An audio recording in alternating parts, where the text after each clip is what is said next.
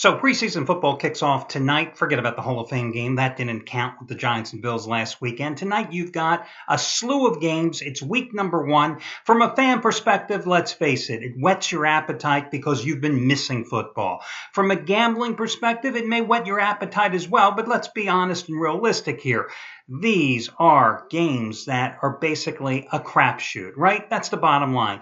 Fans, you're getting ripped off because your team is forcing you, probably as part of your season ticket package, to buy these tickets for these games. And you know the first week and the fourth week of the preseason are absolutely worthless. The second week, you may see your starters more than the 1 or 2 series, maybe the first quarter that you might see some of them going tonight and in the opening week of play. Maybe in week number 2, you might see starters going at least a quarter, maybe even a little more than that. And it's week number 3 where the coaches actually game plan. You start seeing your starters play at least the first half, and a lot of guys will bring them back for the third quarter. And of course, you're not seeing a bunch of guys that are rookies, free agents, and have no chance to make the team. But all that being said, never lose sight of this one important fact.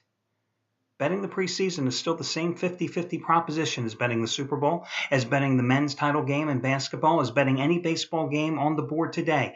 50-50 proposition.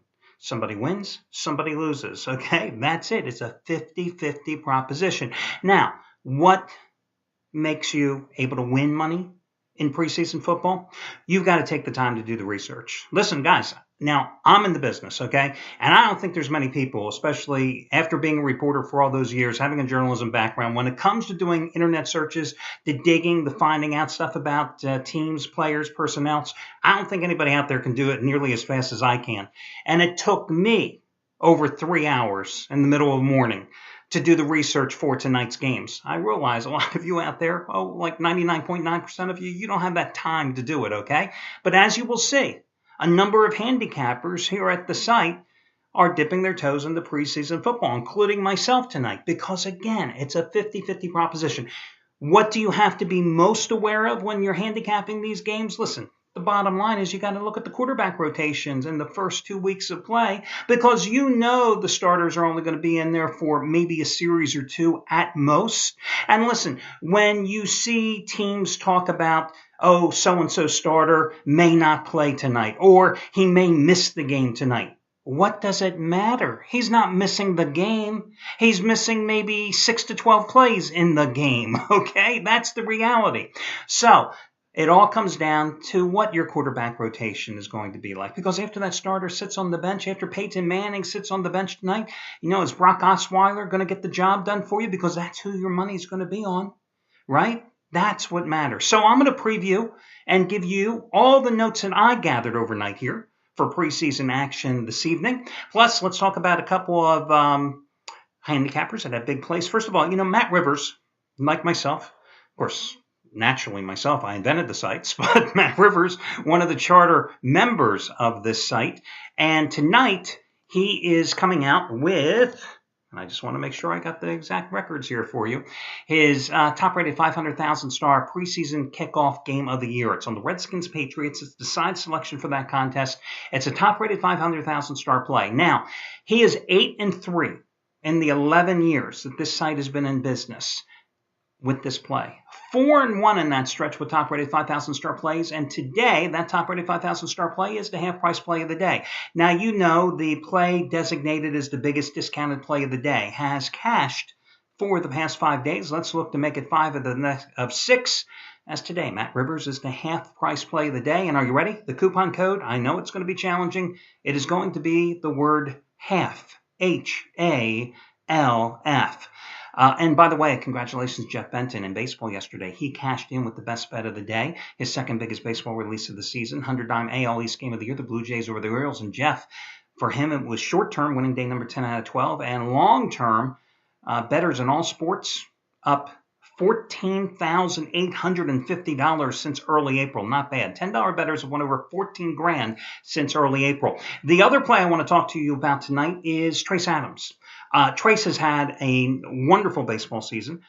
He has had a nice run period. $1 bettors up $12,675 since May. Since the beginning of May. And in baseball, since last season, those $1 bettors are up $26,675. Now, normally, 1,000-star play is his top-rated release, just like he had the Red Sox, plus $1.25 in the 2-1 win at St. Louis last night, just like his 1,000-star winner on Milwaukee over San Francisco on Tuesday. Well, today, ultra rare, 2,000-star double your wager game of the year in interleague play, KC, Arizona. And today, guys, you can save $80 on the purchase of that play by using coupon code TRACE80. TRACE80. That means you're going to get that $99 play for $19. Trace80 is that coupon code. All the rest of your coupons, etc., and promotions always can be found on the homepage. Let's get to your football action here this evening. Listen, guys, I'm going to run them in board order for you, first of all, and give you the lines as well. You've got the Jets sitting at home. Rex Ryan, do-or-die season, as we all know. 3-point favorite here at home tonight against Indianapolis. Now, Geno Smith is going to start. He's expected to play the entire first quarter of the game before giving way to Mike Vick. They do intend, from best my sources and my research has told me, to let Vick hopefully play at least one series with the starters. And then Vick is expected to perhaps finish the first half. After that, Matt Sims, who of course last year served as Geno Smith's backup, is going to be third on the depth chart. So he's going to see some action most likely here in the second half. And then who knows, maybe Taj Boyd, the former Clemson starter, who, did he show you much as a passer in college, huh? Especially in the postseason, remember? Could see some action here as well. Now, Eric Decker and Chris Johnson, the two big offseason acquisitions for the Jets, other than Michael Vick, are expected to see some playing time here this evening. Here's the thing, guys. The offense for the Jets, they had their, inter-squad scrimmage last Saturday. 12 drives in that scrimmage last Saturday. The offense couldn't score a touchdown. Pretty bad. It's not like the Jets are world beaters on defense. You know what I mean? Keep in mind that the Jets are 0-5 straight up in season openers during Rex Ryan's tenure. As for the Colts, hey, it's Andrew Luck, Trent Richardson, who's had a very good camp, by the way, and the other starters might play 10 to 12 plays, and realize that could be an extended series. That could be a series or two. Matt Hasselbeck and Chandler Harnish are the number 2 and 3 quarterbacks on the depth chart. Reggie Wayne is naturally out as he recovers from that devastating knee injury from a year ago. T.Y. Hilton and Hakeem Nicks are going to play sparingly if they play at all. But again, does it really matter? No opinion on that game whatsoever. The Patriots. This is kind of an interesting situation. The Patriots had 3 joint practices with the Redskins earlier in the week. And I say it's interesting because you have another team playing, another game tonight with 2 teams, the 49ers and the Ravens, who are going to play tonight, and they're going to have their joint practices tomorrow. So kind of bizarre seeing the before and after situation. But, in the trio of joint practices, Tom Brady absolutely lit up the Washington defense. I mean, but listen, Brady's a guy who plays every preseason game. He probably, when he has kids someday, he's going to play it the same way when he tosses the ball on the yard to him, okay? He treats it like it's the second coming of the Super Bowl. But according to, I think it was a report I saw in the Boston Herald, they had kept some impromptu stats on Brady, and supposedly in the padded practices, he completed 60 of 80 passes in those 2 days of working out. Now, the question is, and this is just, a rumor, a what if. What if Brady doesn't play tonight? Because he has tremendous practices this week. You don't know. Okay, he's supposed to play tonight, but you don't know. And you know that Brady likes to play every preseason game, at least get a taste of action. Again, you don't know. But the bottom line is that his backup, Ryan, what's his last name? Guy from Arkansas. Guys, can't think of it. Telling you, I'm doing this without notes. Can't think of his damn last name. Anyway, you know who I'm talking about because I can't remember his damn name. Arkansas quarterback. This is his 4th year. He's only thrown like 4 passes in regular season action. Listen, this is his time to shine here in the preseason because, the Patriots know what they have in him and as a backup. The question is, does the rest of the NFL realize what the Patriots have? I mean, could he be trade bait later on? So he's expected to get a lot of action, and I wish I could remember his damn last name. Now, ironically, I can remember the third stringer, the second rounder, I think they picked out of Eastern Illinois, Garoppolo. Is that how you pronounce his last name? Garoppolo? I don't know. Who the hell cares? they don't pay me to pronounce the names correctly, and I don't give a damn. He's really struggled in camp, but hey, listen, bottom line is when you're coming from a school like Eastern Illinois, we're not playing top tier two competition. Are those struggles totally unexpected?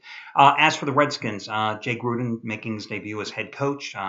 Starters are expected to play about 8 to 10 snaps. Deshaun Jackson is questionable. Pierre Garçon is out, so that's the status of their two starting wide receivers. Both their safeties, Ryan Clark and Phillip Thomas, are out in the contest. At quarterback, of course, after RG3, you've got Kirk Cousins on the roster. You've got Colt McCoy on the roster. In this particular game, though, I'll tell you what. I the Redskins, and for one reason. Bill Belichick is one of those coaches, much like Andy Reid, who the preseason, wins and losses really don't matter. But generally, I kind of like riding a coach in his first season at the helm when he inherits a losing team because, he wants to put his stamp on that team immediately. Now, it doesn't always work that way because remember, the Chargers last year, for example, who we'll talk about in a minute, Mike McCoy, 1-3 straight up last year in preseason play. But in this one, your free pick would be Washington. You're getting maybe a point depending on where you're playing in that particular contest. On we go to the Ravens and the 49ers. The Ravens, new offensive coordinator, former Houston Gamblers. Oh, man. Houston Gamblers. Was that a long time ago?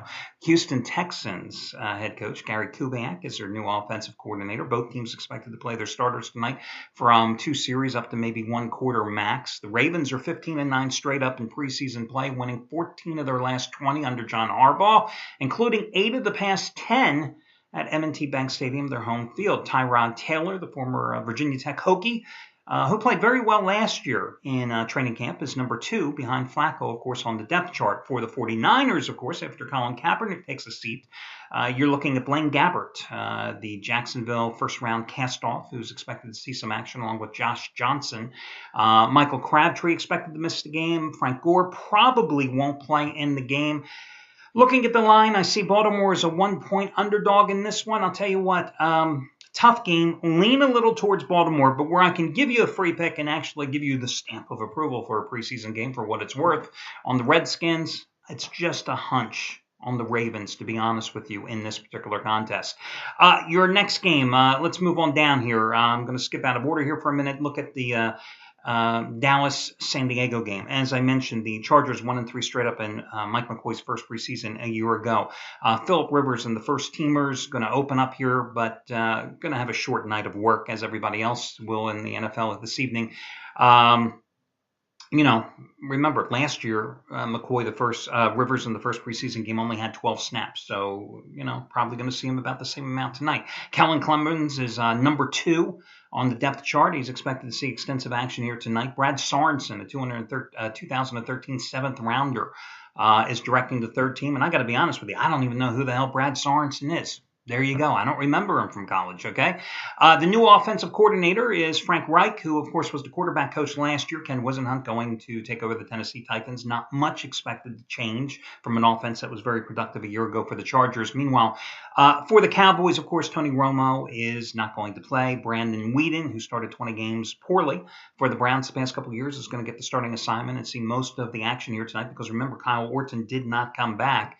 Weeden worked with the first team throughout the offseason, took most of the snaps here during preseason so far.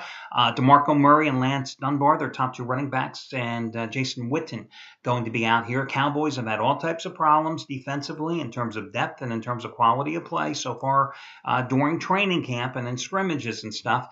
In this particular game, you're looking at San Diego -3, and I'll tell you what, even though I think Weeden is going to see probably a half of action tonight and see extensive play, I like the Chargers as your free pick in that one.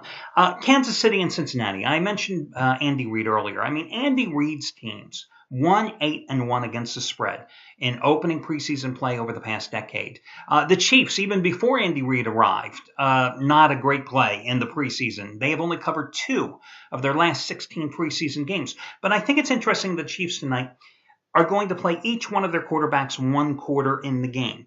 just like they did last year in the preseason opener. So you're going to have Alex Smith, who's going to be followed by Chase Daniel, who's going to be followed by Tyler Bray, and who's going to give way to former Georgia quarterback Aaron Murray. Meanwhile, you've got a Bengals team that is 0-7 lifetime straight up in preseason meetings with Kansas City. And, Jason Campbell's probably going to get the bulk of the work at quarterback after Andy Dalton makes his cameo because A.J. McCarron out of Alabama is out with some shoulder problems. As a lifelong Eagles fan, I can tell you, betting on an Andy Reid coach team during the preseason is a losing proposition. So I'm not even going to venture a pick on this game, okay? Even though I like Kansas City a little bit, I know better than to trust Andy Reid here in the preseason. Now, listen, the other game here this evening is Seattle and Denver, and that's my best bet, so I'm not going to give you any information in that one. I will tell you, however, in terms of the quarterback starting rotations, when Russell Wilson and Peyton take a seat here, Tavares Jackson is battling Terrell Pryor for the backup job this year. Meanwhile, for the Broncos, Monte Ball is out. They're starting running back, which means Ronnie Hillman, who was designated to the bench last year, is going to see extensive action here tonight. Brock Osweiler, as I mentioned earlier, is going to see extensive action in relief of Peyton Manning. So your free picks again, I'm going to go with the Washington Redskins and the San Diego Chargers. My own personal best bet tonight, only a 5-9 play, but I do think it's the best bet on the card in both preseason and baseball, is going to be on that rematch of that little game they had last February. Let me see. Who won that game? Oh, yes, the Seahawks won that game. How could I forget? Matter of fact, most of the handicappers here at the site can't forget that game because only 3 guys were on Seattle last year in that contest. Brad Wilton was one of them. I think Anthony Redd may have been on it, and I think Trace Adams was the other guy to have the Seahawks last year. So anyway, but one game, especially a title game, does not define a season that a handicapper has or a gambler has. And that's why I always tell you when we get close to the championship games, the World Series, anything like that, you don't play it like any other game played on any Tuesday, on any week of any given year. It's just another game. It's a big game for the players. It's a big game for the fans, big game for the coaches, the owners, etc. It's just another game from the gambling perspective because remember, again, like I started at the beginning of this video report, guys, it is a 50-50 betting proposition. You can flip a coin. Well, if you do your analysis, you have a way to make that coin hopefully flip in the right direction and get you a win tonight and a winning ticket. Good luck, everybody, and I will catch you again Friday when we do this one more time.